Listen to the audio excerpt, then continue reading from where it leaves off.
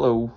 So today I did another fun example of things you can do with signals. And today I'm going to show you how to use an infrared transmitter, a little LED that emits infrared light, and an infrared receiver. Right here you can see. To transmit an audio signal with minimal distortion.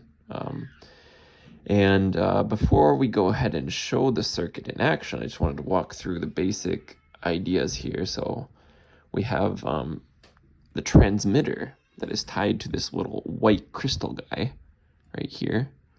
This is going to convert one of our alternating current input signals. In this case, it's going to be an audio signal. It's going to convert it into infrared light. And to amplify the input signal, we're going to use a little baby op amp. It's an LM158P. Honestly, it's not the best for audio. I believe there's better op amps for audio signals, but it works just fine for this demonstration. And we have it in this configuration pointed at our receiver, and it's going to shoot off some infrared signal. The way that we're going to transmit data is analog in nature, and it's basically the intensity of the infrared light is going to be what's carrying the information. So the intensity is going to vary depending on the signal strength, and it's going to shoot for higher volume noises. It's going to shoot, larger beams of light. Lower volume is going to, dim down a little bit. And that's going to be the transmitter. Transmitter actually is quite easy. It was not that hard to make. The challenging part for me was the receiver. What was really difficult to figure out was exactly how this IR, this analog photoresistor thing, how it worked.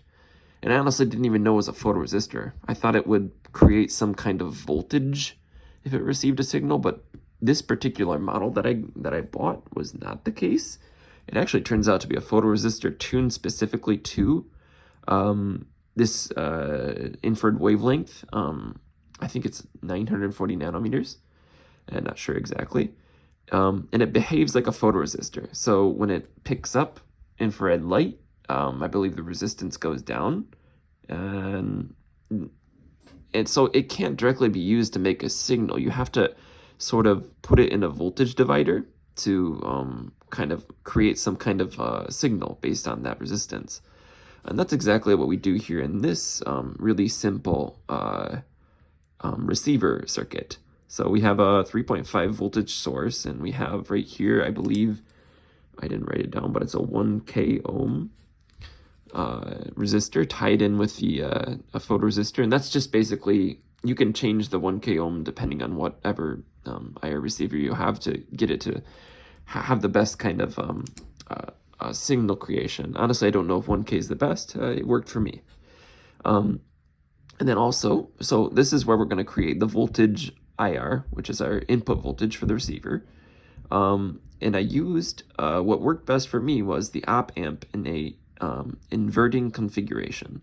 So we have the input signal coming into the inverting input channel on the op amp, and we have a 1 kilo ohm between the inverting input, and then we have a 10 kilo ohm feeding back from the output of the op amp. And then the plus is the inverting or non-inverting. The non-inverting input is going to be connected to ground. And the output voltage is going to be taken over the output of the op amp and the ground. And that's basically the setup here.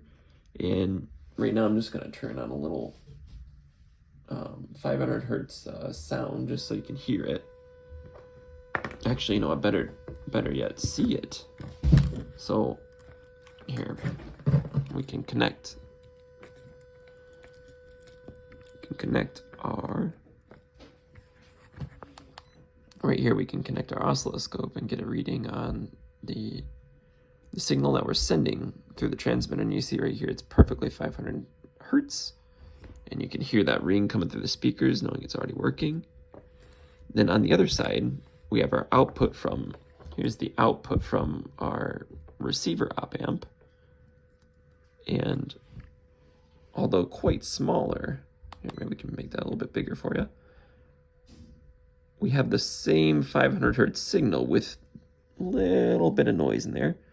That's coming through on the other side, and we can put a finger in between and turn off the signal like this. And it's actually quite cool. So you also have to tune the output, and that's actually what I'm doing here. I have a voltage divider for my input on the transmitter to make sure it's transmitting at the perfect range with little distortion. If the voltage is too low, it doesn't output a big enough signal to even overcome the minimum voltage for the diode, the transmitter diode. So you need to make sure that your input signal has an offset. In my case, it was about 0.5 volts is the perfect one. If you get offset too big, you get a big noise, but a very highly distorted waveform, as you can see here. Yeah, that's not a pretty waveform. What we want is a very nice and pretty sine wave. And that comes when we have very small signals. See? So, yep, that's basically how it works. And, you know, we can actually play some music with it, too. Let me see if I can get some music coming.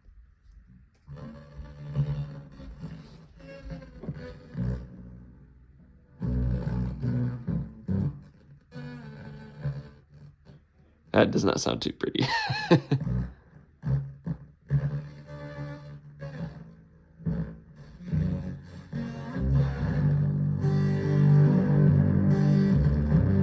Yeah, that does not sound too pretty.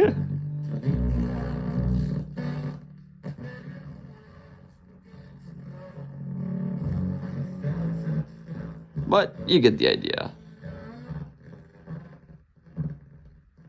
With some better tuning, probably could get actually a decent sound out of it. Let me see. Ah, there we go. Actually sounds decent. And see, it's funny. You can just cut it off like this. Boop. Boop. Yeah. So, basically that's it. You know, you can actually send signals through an infrared LED and a receiver photoresistor, and it somewhat works. It doesn't sound great, but, you know, it's fun. If you want to try it, go ahead, you know, kind of do something like this and play around with it. Have fun, guys.